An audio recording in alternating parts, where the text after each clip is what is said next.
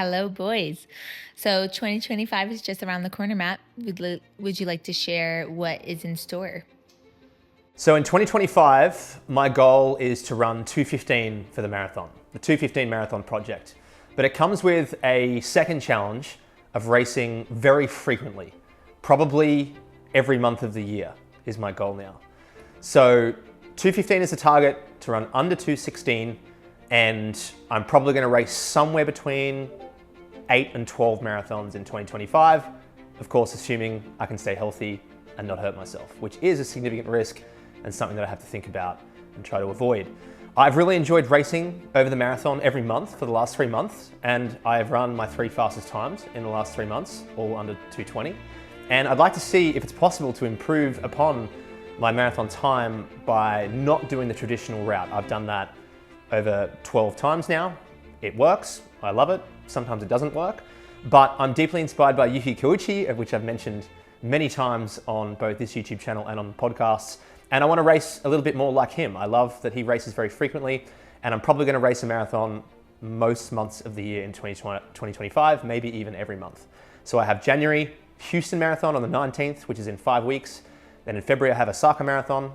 And then I'm looking at marathons in March, April, May, June, July, and August. I might not stick strictly with once every month, but it'll probably be every 4 to 8 weeks. The risk is there to get injured, to get sick, to hurt myself, to burn out, to start hating running, to go backwards. All these risks are in the way, and I'm looking forward to seeing if I can overcome them all. And I wouldn't be trying this if I were you. So today we have hill sprints, which is probably a workout that's helped me the most in the last year. I never really did hill sprints since I've been training for the marathon. I used to do them a bit in the middle distance days, but I would go as far to say as this workout today has helped me move the needle forward in the marathon more than any other individual workout. Now, of course, there's been many things that have helped move the needle forward, but I think these hill sprints, which Renato Canova prescribes to most of his athletes, are really critical to keep your top end speed as good as it can be when you're training for the marathon. And the speed gap, which is a recent word I've heard by Steve Magnus actually, that exists in that if you improve your top end speed, then everything slower than that should become slightly more efficient.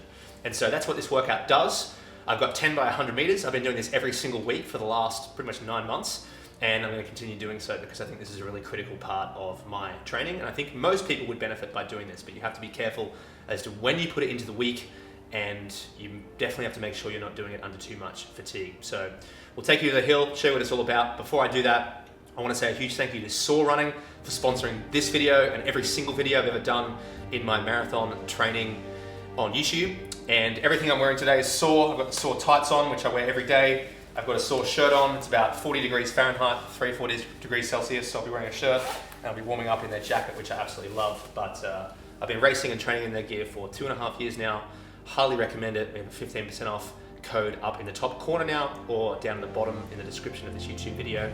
And yeah, I absolutely love Soar, so thank you for sponsoring this video.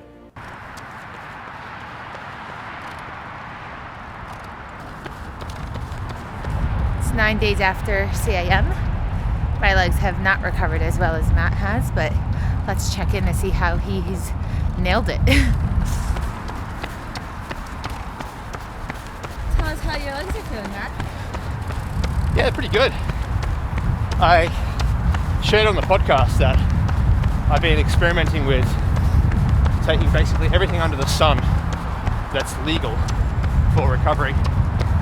And I think the combination of protein, ketones, and creatine as quickly after the marathon as possible, or obviously any hard workout, helps speed up recovery a lot. So about 5 days, maybe 4 days after CIM, I felt pretty well recovered. Of course, not fully recovered, but I felt like I was almost back into a training week in terms of volume. And yeah, I did 8 by 800 on Saturday, 6 days after, 30K easy on Sunday, 7 days after, and this is 9 days after sprints. And I think it's important to note that the recovery after marathons, I don't plan to specifically, especially in the 10 days afterwards, because I really try and pay attention to how I am feeling before making those calls. And yeah, feel good. And it's really important to be not too fatigued doing these sprints. And so I noticed yesterday evening on a 30-minute jog on the treadmill that I felt ready to go. So back to the sprints. I love the sprints. It's a different type of pain. I mean, they're not even overly hard compared to like a long tempo, but they sting. But it's just very short-lived. And looking forward to showing you guys sort of how it's done, even though it's very simple. So you've probably seen this hill before if you've watched some previous videos. It's not really a hill, it's a bridge, but we don't have much to work with here in Chicago. But yeah, this is a super simple workout. No need to overcomplicate it. A few questions that I've had, pretty repeatedly about it. Warm up, anything between 15 minutes, I think, and even upwards of 40, 45 minutes, maybe for someone that's got a lot of mileage in the bank. I just did 5 miles, so around 36 or 37 minutes, I think. And so I tend to sandwich these hills in between an easy run. So I'll normally do somewhere between 5 and 8K or 3 and 5 mile warm up, and then about the same cool down. It doesn't really matter that much, but I think you want to be warming up at least 15 minutes of jogging, and then probably no more than 40. I think 30 to 40 is good, and same in the cool down. And then 10 by 100 meters, pretty much as fast as I can run, about 95% max speed, I like to say. And the recovery is just walk, jog down. It tends to be pretty close to about 90 seconds to 2 minutes, but I don't really count it specifically. This hill is about 4% gradient. I think the ideal is probably closer to 5 or 6, but we don't have a 5 or 6 anywhere near us. We don't have a car, so we'd have to figure out how to get there, which is about 30 minutes, and it'd be a pretty significant Uber fee. So we use this one because it's close to home.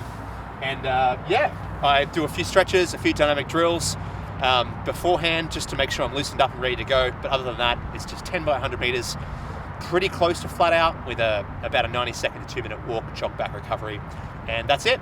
These workouts, I think, have been so helpful in just improving my efficiency and speed in every single sort of zone, you could say. And as I said before, I think many people have found benefit in doing this, and I recommend doing this, but it's not a workout to just throw in wherever you want. You have to be careful as to when you throw it in, and if you're actually physically ready to do something like this as well around the recovery side. So about to get into the hill sprints now. So I guess another question that's asked sometimes is what shoes do you wear for this? I don't think it really matters that much, but super shoes would be ideal. A bit lighter, a little bit more springy. You're gonna get a little bit more speed, obviously. And so I tend to usually jog down in just a regular pair of trainers, bring super shoes, but not always. Sometimes I've just done the hill sprints in the Super Blast that I wore on the way down here. But today I'm gonna wear super shoes, and I tend to wear super shoes usually for these. So yeah, I'm gonna get into it. The first one always feels really awkward and uncomfortable for some reason. It feels just like not natural. Try and get past that, and they tend to feel better as you go on. But I know for sure, because I haven't done this for about a week and a half now. I think the last time I did this was maybe even a week before CIM, so it's probably been more than 2 weeks actually. The first 1 or even 2 feel really uncoordinated and really strange, but then they tend to feel better. So if you're gonna do this workout, be ready for that sort of feeling as well.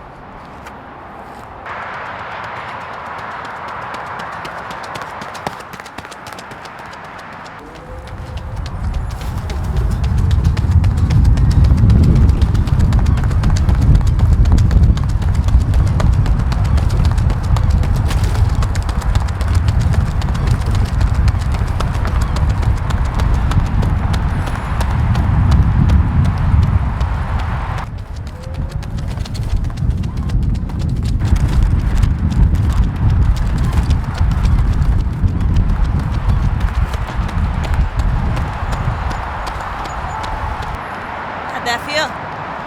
Yeah, good. That was the third one. It's worth noting too, I forgot about this. The very first time I did this, or maybe even the first 2 or 3 times, it took me a long time to recover, like 3 minutes. Whereas now it's, about 90 seconds. So if you're doing this for the first time, you might notice, if you're doing this properly and going really hard, it could take you like up to 2.5, 3 minutes to feel like you should go again. And you should take that time. The recovery doesn't really matter in this workout. You need to feel like you're ready to go, and so that you're not going to do the next one slower than the last. That's all you need to be able to do.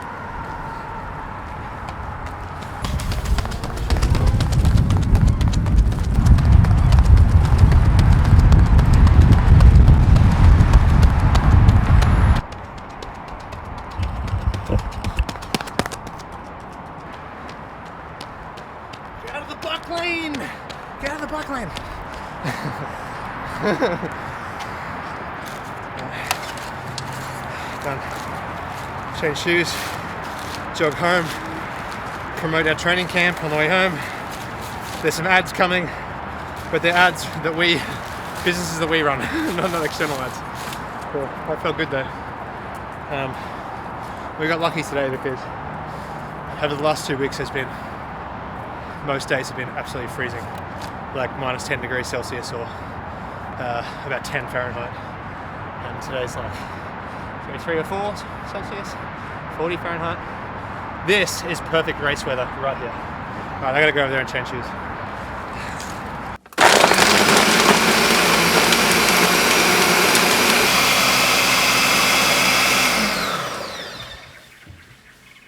Welcome to the Ultimate Recovery Smoothie. In fact, you, Reem, behind the camera were the reason that I got into the smoothies in summer.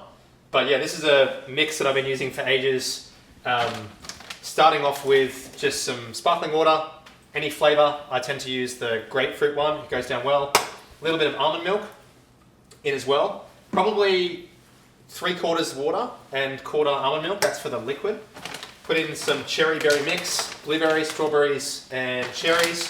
Throw some grapes in there as well. Also some protein powder. This one by Runway. Not sponsored, but did send to me for free. I really like this one. It's got creatine in it as well as the protein, so 2 in 1. Tastes good too. Definitely recommend that one. I also put in some vitamin C by Pillar Performance. Not sponsored, but I just got some that I bought. Also some lightly salted roasted almonds and peanut butter, all in the same drink. So yeah, it's delicious. So I'll try and get this in within 30 minutes of a workout. Although Joe Skipper, the triathlete, just called me about a business idea, so it's a little bit later than 30 minutes today. It's closer to 60 minutes. But I just want to use this last couple of minutes of the video to talk about our training experience company that we've just started called Globe Runners.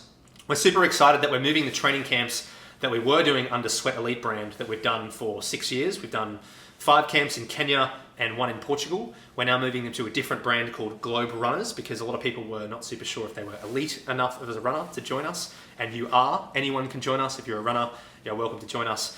But we're going to Arizona on the 31st of January for 4 days, 3 nights. It's going to include everything. You've got your own room, full board, so all meals included. We're going to go to Flagstaff. We're going to go to Sedona. We're going to do education around training. We're going to talk about threshold, VO2 max, 1%ers, strength, the whole lot. So if you want to learn more, head to the website in the description of this video, thegloberunners.com. We're going to have lots of experiences next year. This is just the first one in 2025. We'll probably do one every 4 to 8 weeks. So if you love running, you love traveling, you love eating, you love socializing, could be for you. So go and check it out, and hope that we can see you at some point next year on one of the Globe Runners experiences. But yeah, thanks for watching. Tune in next time. We've got 4.5 weeks till Houston, so the next video will be all about strength work leading into Houston.